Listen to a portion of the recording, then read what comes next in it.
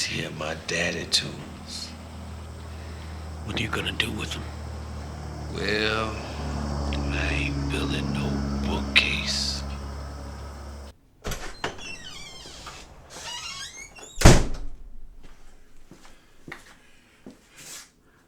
I got the front of the shop cleaned up. I want to build a cabinet that fits in that corner over there to replace the one that's already there. This new cabinet will have storage for all of the lumber I've got on that rack over there, plus a space beside, a vertical space about 8 inches deep for the sheet goods that I keep leaning up against that wall there. The first thing I had to do was get it all cleaned up because it was really messy. I did that yesterday.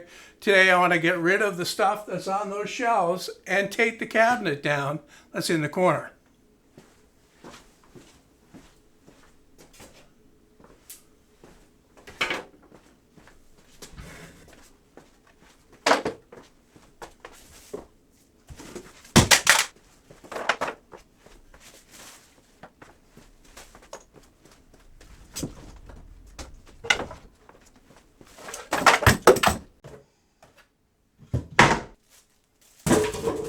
Of course, one of the big problems when you're doing something like this is where do you put all this stuff?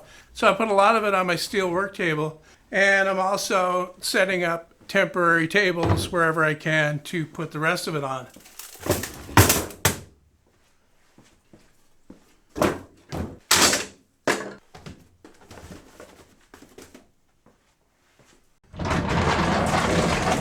I've also got to get rid of the other stuff that's leaning up against the wall to make space for the new cabinet.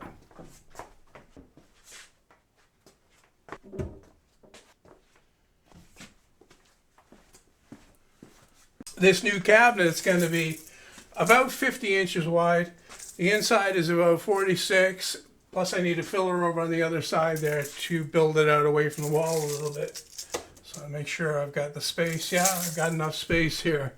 Just going to pull these nails out and start taking down that cabinet. I'm not going to be saving any of this. I've decided that I'm not going to be making anything else out of melamine anymore, so this will all go in the burn pile. So I'm not going to be overly careful about taking it down either.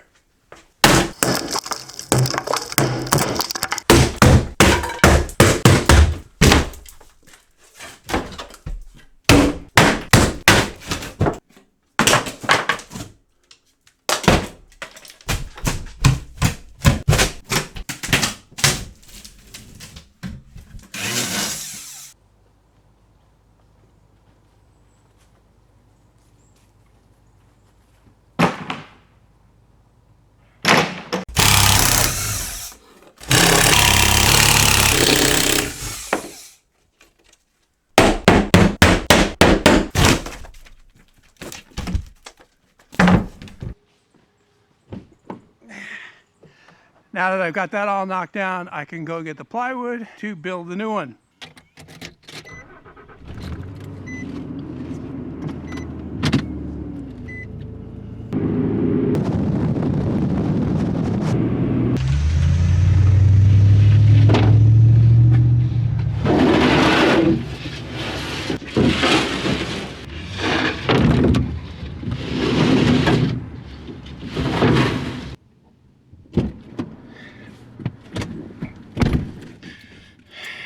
Okay, what did I get? I got 3 sheets of 1/2 inch plywood. This is just spruce sheathing for the shelves and the drawer boxes. I got 3 sheets of 3/4 inch spruce sheathing. On the front, I've got a sheet of go one side sanded plywood, and that's, because that plywood tends to lay flatter. I want to make the doors full height above the drawers, and I need for those to stay relatively flat.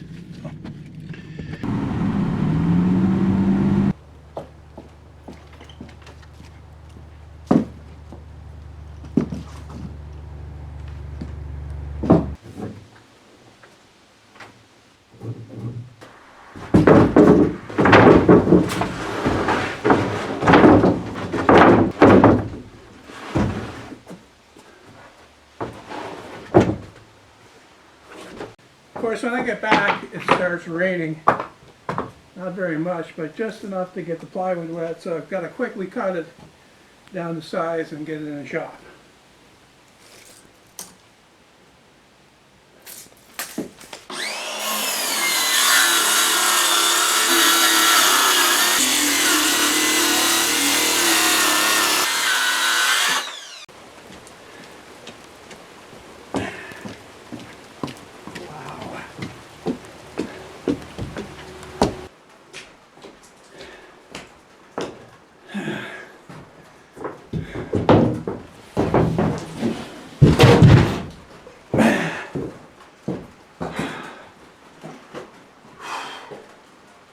Wet. Okay, well, instead of letting out the rain intensified, and I had to bring the sheets inside my house, the kitchen addition that's not quite done yet, or even started actually. So I have to leave those in here until the rain stops and I can get them back outdoors and cut them up.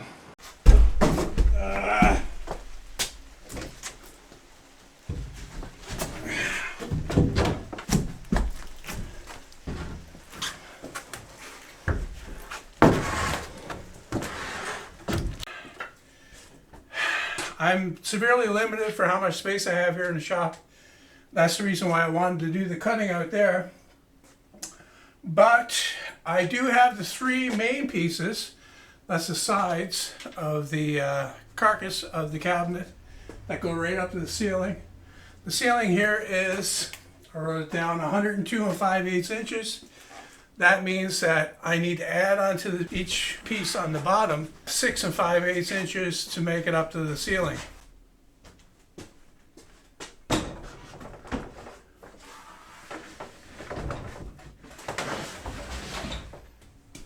Okay, well, the first thing I gotta do, if I can get through here, is cut it to 30 inches wide like the other one.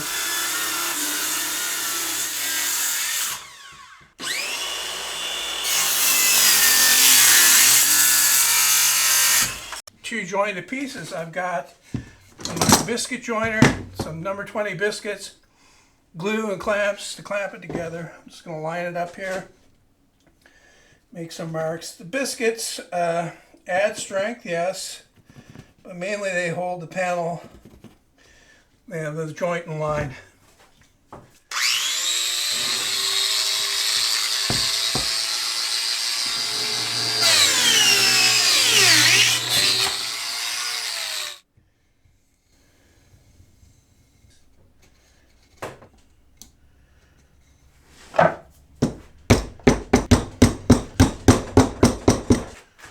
I can put it together.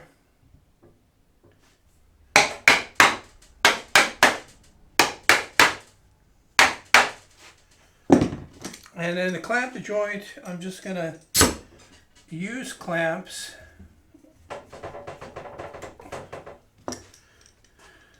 like this. And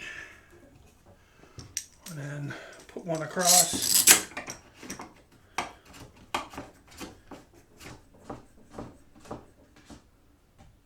And then I can do the same on the other side.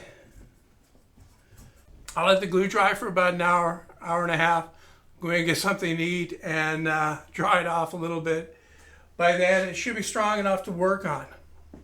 It's actually later than I thought it was, so I'm going to wrap this video up here. But before I go, I want to show that I changed the method of clamping this. I forgot about my wooden clamps actually, and they make a better surface for the other clamp to push against, a lot flatter, and it goes together a lot tighter. I only did it on this side because the other one was pretty good. So, little tip for you if you want to, join pieces together, this is the easiest way to do it.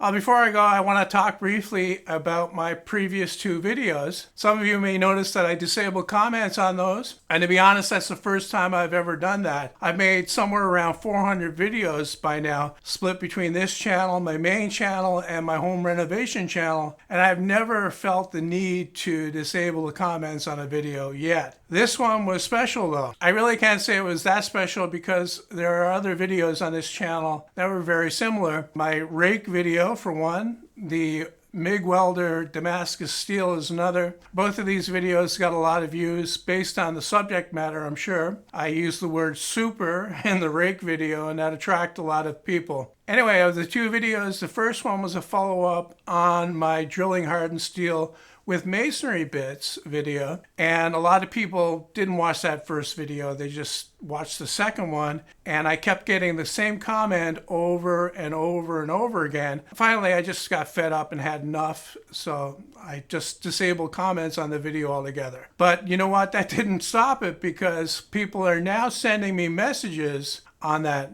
I don't know what it is. I know it's a typical male thing, especially males that think they know something, to give advice, especially safety advice, but try to resist that temptation. Nobody needs it, to be honest. The other thing about the comments is if you're about to make a comment, please take the time to read at least maybe the first 10 or 15 comments, because chances are if the video is more than a few minutes old, somebody has already made that comment that you're about to make. I have to read all of the comments on all of the videos just to make sure that someone doesn't say something too, nasty. I have to delete those comments, and it happens quite often. Another thing that I'm looking out for is insulting comments. I do this. It's free to watch or not. I don't deserve the insults, and I'm not going to put up with them. I'll delete the comment as soon as I see it, and I'll block the commenter from making any more comments on any of my videos. The second video is very much like the first.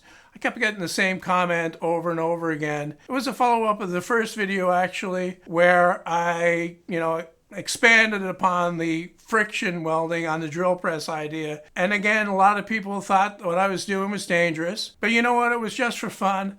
Some of you guys should really lighten up. So hopefully I don't have to disable comments on any further videos. Now I know for the most part with this video, because it is about woodworking, I'm probably preaching to the choir, you could say. A lot of you guys didn't make bad comments on that video, and the people that watched those videos probably didn't hang around and won't be watching this one. But I did have to get it off my chest because it was bothering me a bit, and I'm sure some of you are wondering why I did that, disable the comments on those videos. Anyway, there'll be a new video, part 2 of this build, in a few days, and I promise there won't be any more preaching in that one.